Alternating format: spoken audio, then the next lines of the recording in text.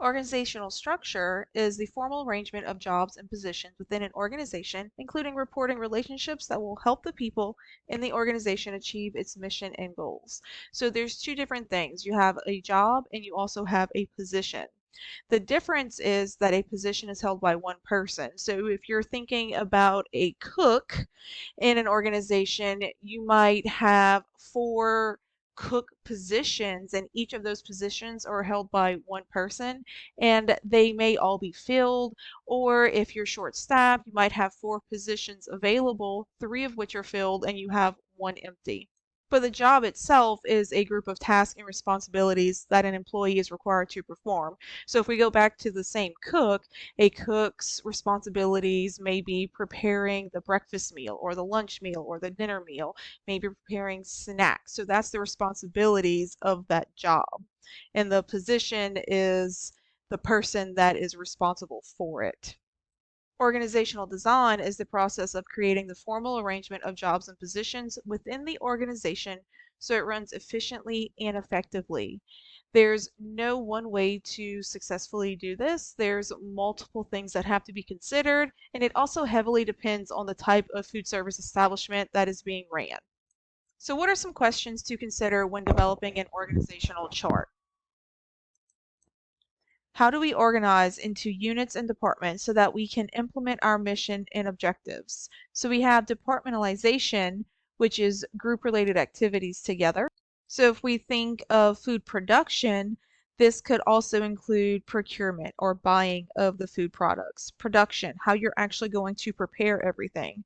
Distribution and service, so which type of food service model are we using? Are we doing conventional? Are we doing ready prepared? Are we doing commissary? Are we doing assembly serve? And then also safety and sanitation. If you apply this to restaurants, most of them actually will have departmentalization in the front of the house and also in the back of the house. So the front of the house would be more along the lines of like your dining room setup, how you're going to seat people, who's the manager in charge there, and your back of the house would be the people actually preparing the food, the dish room, the manager that's controlling all of the personnel in the back. Organizations can also create departments based on functions performed, like production, and this would be called a functional structure. So for a functional structure, you could think of strictly production, and that's how we would structure that establishment. The next question would be, how should we divide up the work? So it could be division of labor or work specialization. Employees have specialized jobs in their functional area. So we could think about the production staff in an upscale restaurant would be an executive chef, a sous chef, pastry chef, and then different line cooks and also assistant cooks. Each one of these jobs have specific tasks. If we're talking about the pastry chef, they may be making desserts, and then your line cooks would be preparing all of the hot foods. And because food service has many peaks and valleys in the busyness of their day, the specialization can actually affect the restaurant and the workers, and some may be busier than others, which would mean you would need to cross-train your workers. So they would be working in different areas to fill in those non-busy gaps. The next question would be, to whom does each position report to? So you have the chain of command and unity of command in an organizational chart. So your chain of command, and we've covered this before, is who does each employee report to? Like who is their immediate supervisor? If we're talking about a line cook in the back of the house in a restaurant, their immediate supervisor likely would be the shift manager. And then outside of that, it would probably be the general manager, and then that general manager would have a manager on top of them. It might be regional, and then outside of that, the regional managers may have like the CEO on top of them. So how do you follow that chain of command? Unity of command is each position reports to just one person, and you can see that in the organizational chart from your book. The next question would be, how many people should report to the manager? So your span of control, also known as your span of management, depends on the nature of the work, the employee's abilities, and the organizational policies. So a well-experienced manager might have more employees underneath them in their span of control. Someone who is a new manager might have less employees until they learn how to be an effective manager. You also never really want a really large span of control because you can't adequately monitor things. So you want a reasonable span of control. The fifth question, at what level should decisions be made? So is there centralized authority or decentralized authority? So when top management makes more of the key decisions with little to no input from the lower levels, that type of authority is more centralized. If we're talking about decentralized authority, that's when lower level managers and the employees are both involved in making key decisions. Decentralized authority will work better when the lower level managers are skilled, or maybe the organization needs to respond quickly to changes in the environment, which could be competitors offering lower prices. And so your lower level managers might say, hey, such and such restaurant is offering this type of deal. I think we should do the same thing. The sixth question, how do we get all levels and all employees to work together? So you must balance differentiation, which is organizing into departments, with integration, which is the need to coordinate efforts in a business to be successful. Examples of integration would be cross-functional teams and liaisons.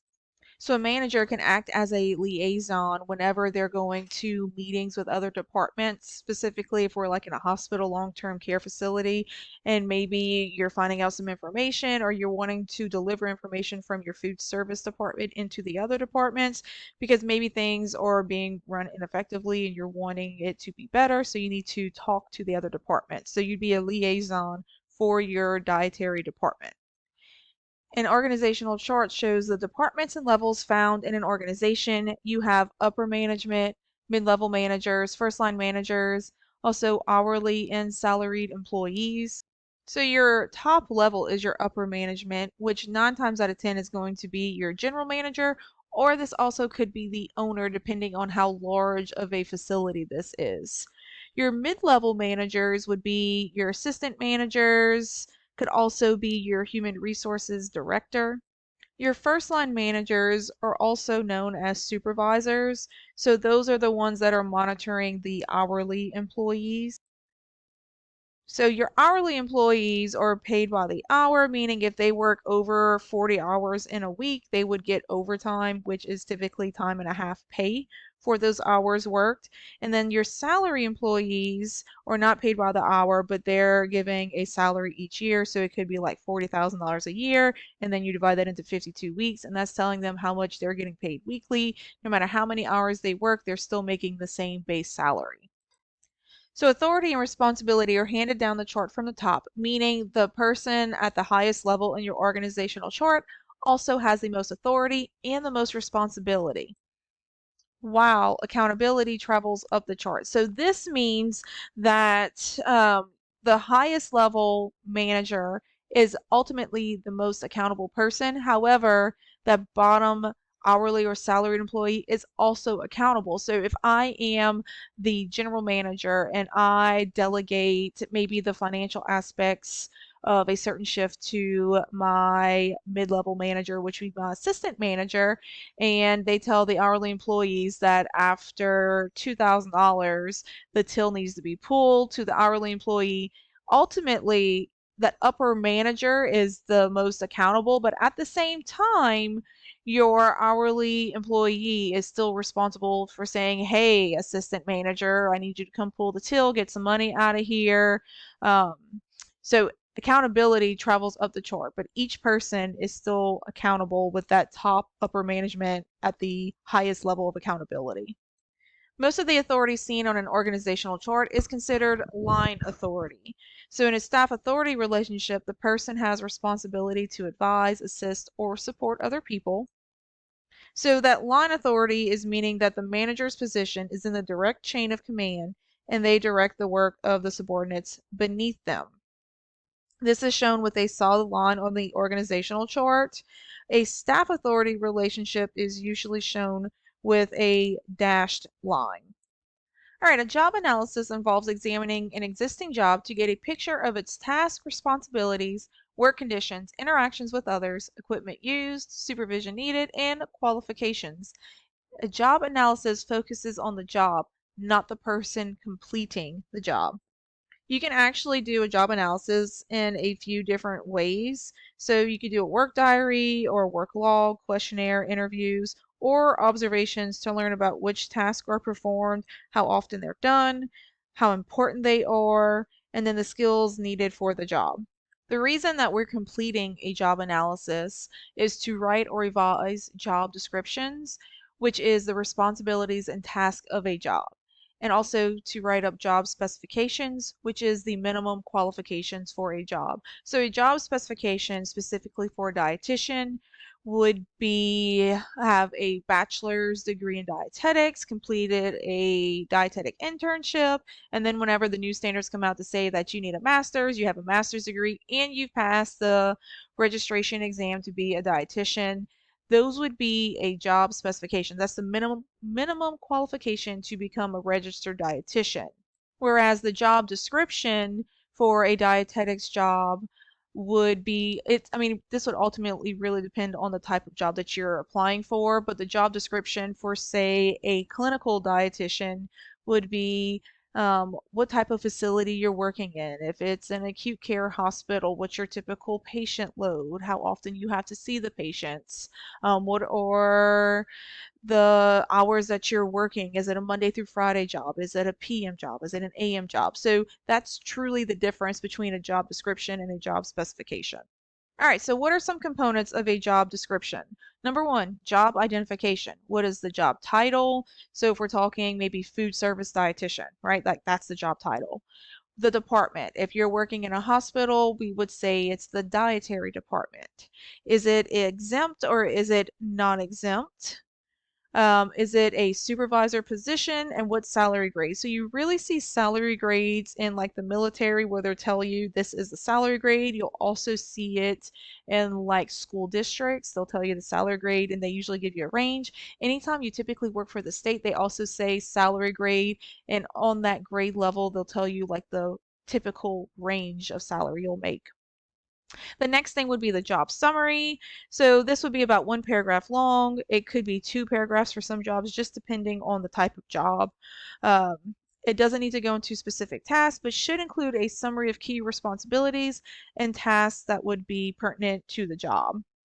The next one would be the responsibilities and the task involved in each responsibility. So a responsibility might be communicates effectively and courteously with all guests to make them feel welcome, right? And so the task with that would be answering the phones, taking reservations, and answering questions. Greets guests in a friendly and upbeat manner and bids goodbye as they leave. Replies to guest questions quickly, accurately, and politely, and then resolves guest concerns and provides service recovery as needed. So all of those 4 tasks directly relate to the responsibility of communicating effectively and courteously with all guests. The next would be the job setting or the working conditions. This would be described along with any physical or lifting requirements. So if you're working at a desk Monday through Friday and the air conditioning with no heavy lifting, they would let you know that. If you're having to work in a non-air conditioned environment and you're having to lift over 50 pounds repeatedly, then they would let you know in that job setting or the working conditions. The level of supervision. So it might tell you how many employees you would be monitoring each day. Other duties as assigned would be covering any situation that's not listed within the actual job description. And then some include performance standards, but that is often not the normal thing that you would see included in a job description. All right, so components of a job specification would be knowledge, skills, and abilities known as KSAs. So the minimum education, once again, I went over this a few slides ago, but if it's requiring just a high school diploma, maybe a college degree, and they could be as specific as to say an associate's level college degree, a bachelor's degree, a master's degree, or a PhD, all depending on the job that you're actually applying for. Additional knowledge requirements, so maybe legal interviewing practices, maybe the next thing would be the minimum relevant work experience. So 2 years in a restaurant setting as a server. It could be 1 year clinical experience in dietetics. It could be 5 years in a management position. And then they can be really specific on that work experience to make the applicants shorter for that job application. The next would be skills and abilities. So this would also be lifting 50 pounds, analyzing financial reports, utilizing Microsoft Office programs, working independently, or having excellent interpersonal skills. So these are all those things that you typically would list on a resume, like I can utilize all of Microsoft Office programs. I can do Excel, Word, I can do Google Docs of the same equivalents. I work independently, and this is proven by my previous job history where I was the general manager. Other requirements, having a valid driver's license. Some of them may need a CDL driver's license, maybe the ability to pass a criminal background check or child abuse clearance. So on here you'll see this question that says, what is a BFOQ? This actually stands for a bona fide occupational qualification, and it's a very narrowly interpreted exception to the Equal Employment Opportunity or EEO laws. This allows employers to base employment decisions for a particular job on factors like sex, religion, or national origin if they are able to demonstrate that such factors are an essential qualification for performing a particular job. So this would have to be included in the job specification. So a job design is the process of identifying tasks and responsibilities to form a complete job, also looks at improving the efficiency and considers the employee's well-being. This type of job design is really important when you're creating a new job that does not exist.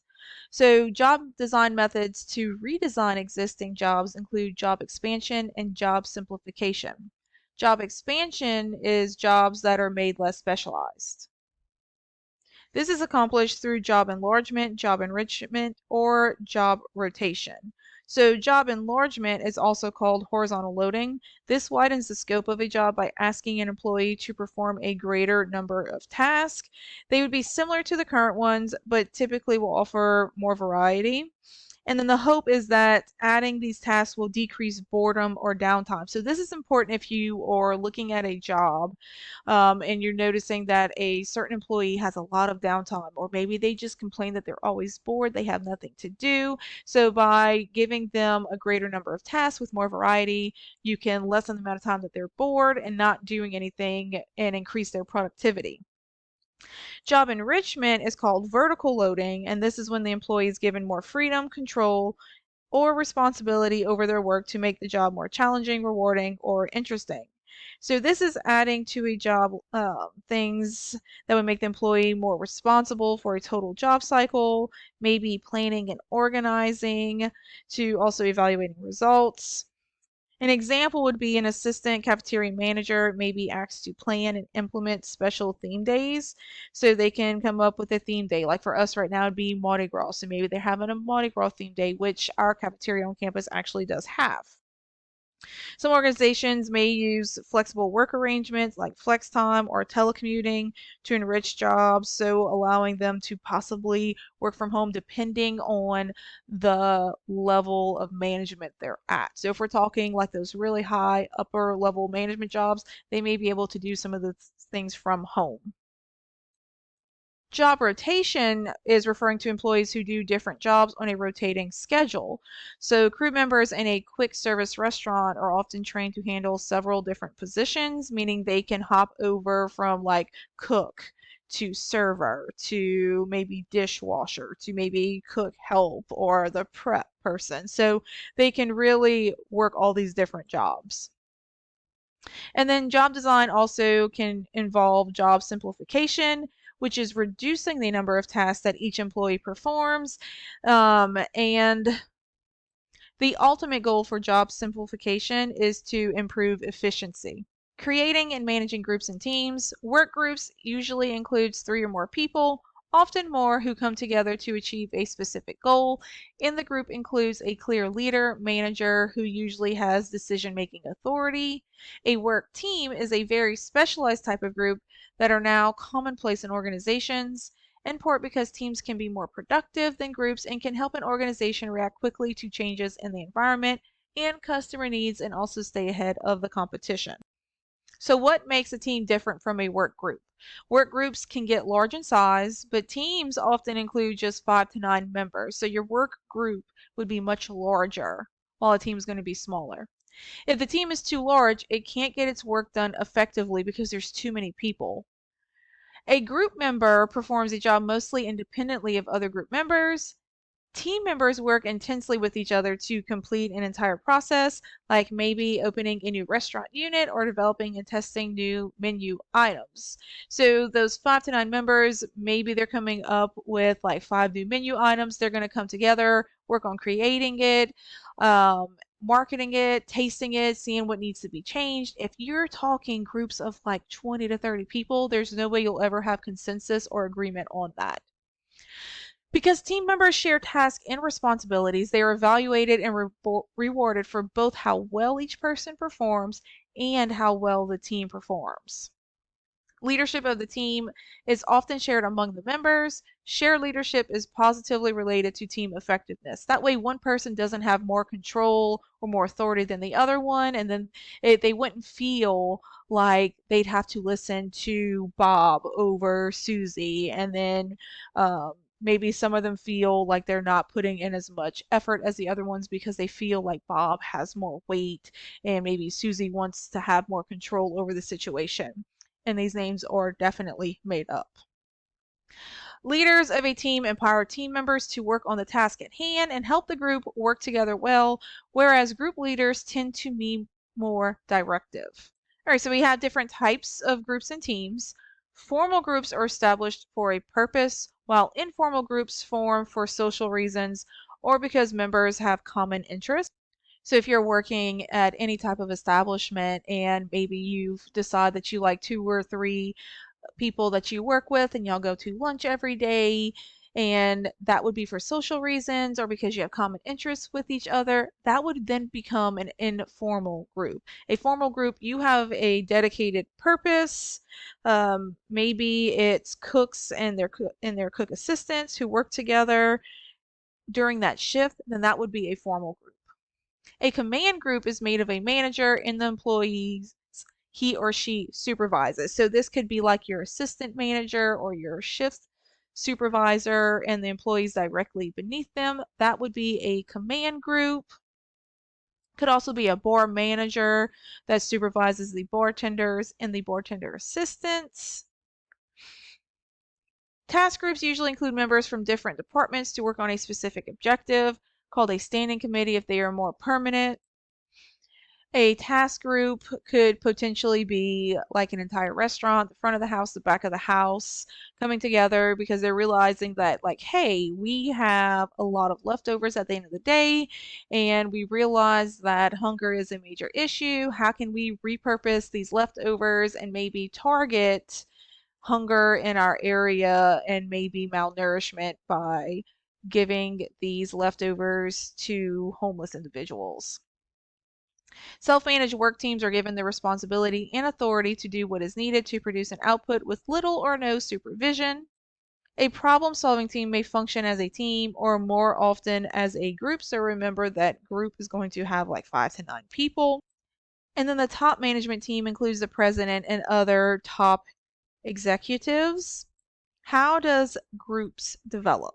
So first step is the forming stage. As members are together for the first time, they start to get acquainted and are often wary and unsure. You can picture when everyone in the class met each other for the first time when y'all were juniors and really didn't know each other, how y'all were kind of unsure maybe of everyone in the class. Each member is trying to figure out what they should be doing, what's their roles, if they will fit in, what's the status, how they will get along, if there's any conflict, and how decisions will be made. The next stage is the storming stage. So before a group can work well together, they will go through a stage in which members may question and confront each other's ideas and perspectives on individual roles, what's the acceptable behaviors, the leadership status, and group direction. Dissatisfaction is a common place as the different members in the group are figuring out everyone else and their relationship, how they're going to work on a task. You can really picture this when you work on group projects with each other, kind of figuring out everyone. Maybe there might be some dissatisfaction with a certain person or multiple people. During this stage, the manager or the leader's relationship and the ability to listen and deal with conflict or competition is essential in helping the group move forward. So sometimes a manager might have to intervene in those types of situations. The third one is the norming stage. So in this phase, members get to know each other better and the relationships develop. Members better understand each other's differences and expectations for each member's role are clearer. Members feel psychologically safe, so they're comfortable asking for help and providing ideas and feedback. So at this point, you know each other. You know every single person in your group. You know which ones maybe you get along with better, which ones you don't, but you also kind of know how to handle the situations that may arise. Performing stage. The group is comfortable working together as cooperation, trust, and stable structure are well established. Conflicts will still emerge. That is inevitable, but the group is much better able to deal with them. So you've really learned each other. If there's a conflict that arises, you're probably saying like, "Hey, let's talk about this. Let's deal with it as it comes, and let's create a resolution rather than getting mad over it." The adjourning stage, some groups that are short-term in nature, such as task groups, do end after the task is completed. So if the group came together and it was to make a new menu item and you've kind of gone through all these stages, because forming a menu with multiple people can also be very tedious and very troublesome if things aren't agreed on. So you have to go through all these different stages, and once you finally finish it, then you're going to have to adjourn the group because you finished what you were there to do. Group structure factors that affect performance. So the size of the group. When a group or team is too small, you won't have enough diversity to get lots of ideas, and creativity may be more limited too. So some people are more creative than others, and then some may have different ideas. And when you don't have, maybe more than two people in a group, are you really getting diversity in your ideas and creativity? However, when a group or team gets too big, it's harder for each member to communicate and maintain a relationship with all of the other members as well as coordinate activities. So members also may find it harder to speak up. So at the same token, if you have a group of like two people versus a group of like 30 people, at 30 people or 30 members, how easy is it for one person to speak up? There's so much going on in those types of situations. Composition of the group. The more diverse members are in terms of the capabilities, experiences, and perspectives they bring to a specific project, the better the group or team will perform. And then the leader, formal or informal, needs a number of skills, especially communication and facilitation. So the leader has to be able to communicate effectively with every person within the group and also kind of guide the communication that's going on between the people beneath them as well. Some elements of group dynamics to consider. So group dynamics is also called group process, which is the study of how group team members interact with each other. Group roles is how a group member is expected to perform because of their position in the group. So a task role is behaviors that help accomplish the group's objectives. Maintenance roles are behaviors that strengthen and maintain the group or team, such as giving members support when introducing new ideas. And then self-oriented roles or selfish behaviors that disrupt the group, such as frequent interrupting. So a self-oriented role may be if you're in the middle of a conversation and the conversation's flowing well, and then maybe two more people come in and then they keep frequently interrupting the people that are speaking. That would be a self-oriented role. If we're looking at norms, every group will have norms, meaning guidelines or ground rules of how group members will behave. A common group of norms revolve around performance and provide members with cues on how hard to work, how to make decisions, how to hold members accountable. Examples of norms would be keep an open mind, treat others with respect, or it's okay not to know the answer. We have group cohesiveness, which is groups that are smaller, diverse, and committed to the group's objectives tend to have higher cohesiveness.